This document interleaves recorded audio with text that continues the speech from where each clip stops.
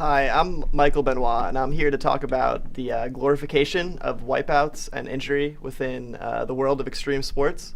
Everyone loves to see these awe-inspiring stunts of a surfer dropping in on a 15-foot wave, or a skater shredding in a half pipe, or Shaun White speeding down a mountain and doing tricks.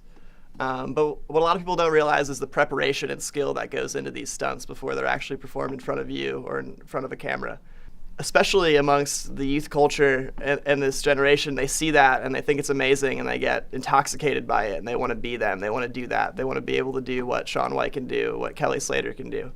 And because of that, and because they have this sense of invincibility, they go out and do these stunts. And unfortunately, amongst a lot of semi-professional extreme sports athletes, there's a very high injury ratio. And a lot of kids are putting themselves out there without helmets, without safety gear, and they're seriously injuring themselves in pursuit of this amazing dream that everyone should have an opportunity to be a part of. A lot of this problem starts at the top. It stops within the industry. It starts with the monetization of these wipeouts. For example, there was the TV show Scarred back in the early 2000s that was just a skate show that showed injury, and that was it. And it was graphic and gritty, but it had good ratings. There's also the WSL Wipeout of the Year, and there's the Thrasher magazine completely dedicated to these wipeouts and skating and the injuries that come to it. And what they don't show is the recovery. They don't show these athletes out of the sport for 2 years doing what they love, in rehab. And kids go out without their helmets, without their life jackets or without their wetsuits and stuff, and they seriously injure themselves. So I plead to the extreme sports industry and to parents to, make sure safety is important, and also these organizations that are holding these events for these kids need to have higher regulations, and the regulations need to be set across the board as opposed to within individual countries.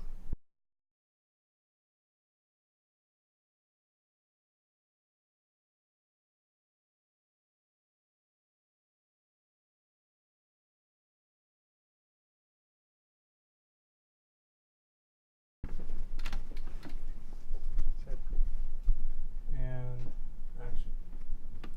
So you're obviously someone who's very passionate about extreme sports in general, and I would imagine that you'd like to see extreme sports continue to grow in popularity. Do you think there's anything to be said for wipeout culture as something that's actually bringing people in, kids especially, into extreme sports? And if you were advocating to remove some of that, do you think it would lessen the growth of extreme sports? Yeah, that's a great question. Any kind of danger is inherent in extreme sport, no matter what it is, and that's part of the reason what makes it so fun and so interesting to people. And wipeout culture, exemplifies that perfectly. It shows, that when you do surf that 15-foot wave, there's going to be times where you're going to wipe out and you're going to hurt yourself, and that shows how amazing that person actually is when they can actually do it.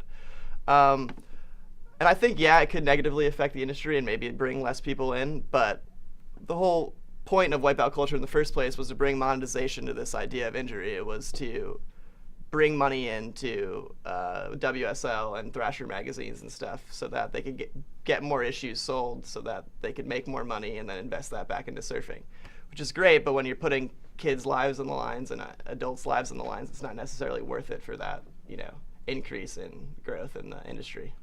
Do you think it would be interesting if pros took that message of safety and rather than preach safety in the industry, they preach working hard at the sport to the point where you're skilled enough to be able to pull off these stunts without injury? Yeah, absolutely. That's a great point. A lot of it is these injuries come from people that are inexperienced and they go out in the mountains and they think they can do it because they have this invincibility complex or a big ego that makes them think that they're capable.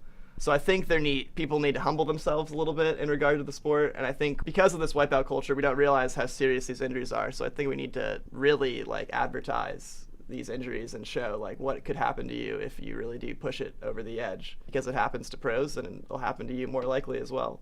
Is it a phenomenon in extreme sports that you've seen where someone has this crazy wipeout that gets a lot of hits on YouTube or whatever and becomes something that people are talking about in the community, and then that's what launches their career? And if that's the case, what would you see to do about that?